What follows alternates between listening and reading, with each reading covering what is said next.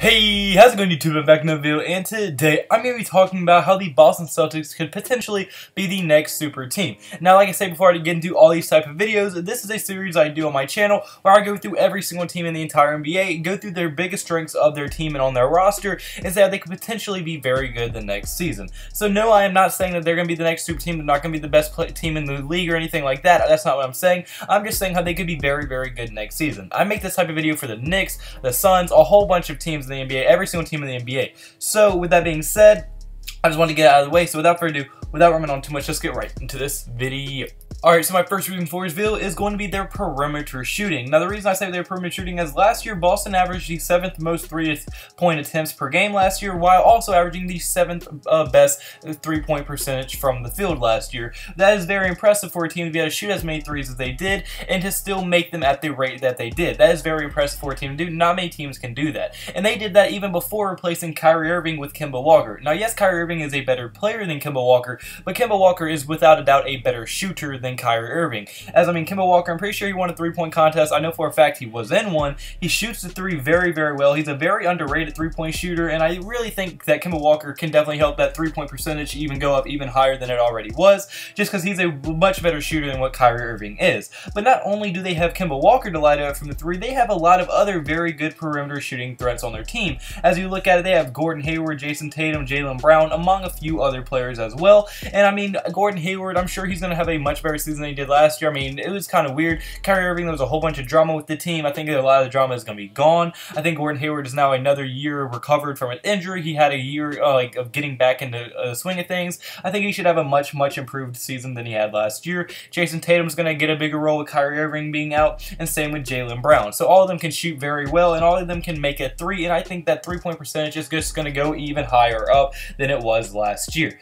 Alright, so my next reason for this video is going to be that they have a very, very good all-around team. Now, what I mean by this is, if you look at their team, it is very well structured and very well balanced, as they have two very clear star leaders on this team in Kemba Walker and Jason Tatum. One, a veteran leader in Kemba Walker, who's one of the best offensive players in the entire league, and then Jason Tatum, the young guy that has potential to become a superstar in this league and maybe potentially a top 10 name in the game one day. And it's going to be very interesting to watch how Jason Tatum develops, but I definitely think that at this point, his floor is an all-star level player. So I think that them two are going to be able to carry most of the load throughout the season between themselves, and they should play very good together. But not only do they have two good star players and have a lot of star power on the team, but they also have some very, very nice role players, as they have Jaylen Brown, Marcus Smart, Gordon Hayward, and Enes Kanter. Now, Jaylen Brown, some people might say he's kind of a star, like borderline, but I would say he's more of a role player because, I mean, really the one season that he played outstanding was an outlier year compared to all his other years where he played more like a role player.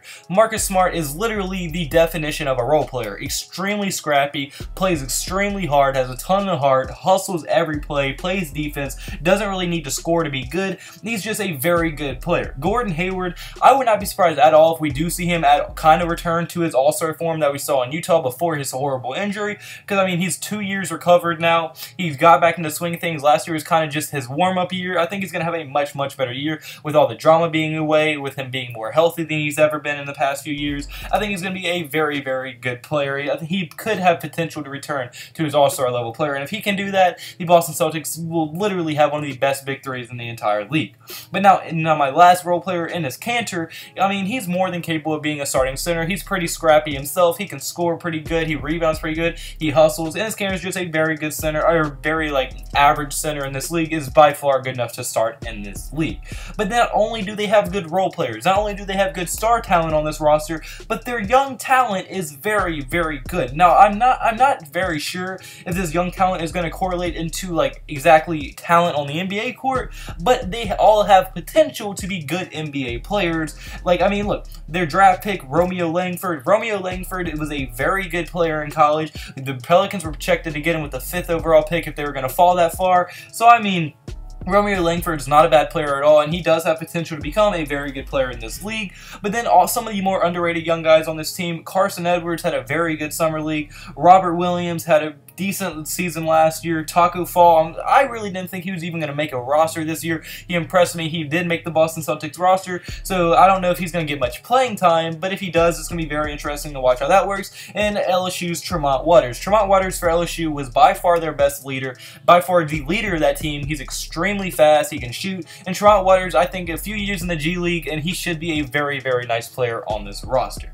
So yeah, that's pretty much all the reasons I have for this video, but I want to hear your thoughts in the comment section below. Do you agree with me? Do you think the Boston Celtics will be the next super team? Do you think that their perimeter shooting and their radar around team is their biggest up of their team, or did I miss any strengths? Or here are your thoughts in the comment section below. If you did like the video at any point, hit the like button and subscribe button. It would mean the absolute world to me. And if, like I said, hope you have a blessed day. Could I have a blessed day? So you need to have a blessed day. All glory to God. See you in the next video. Goodbye. Boo.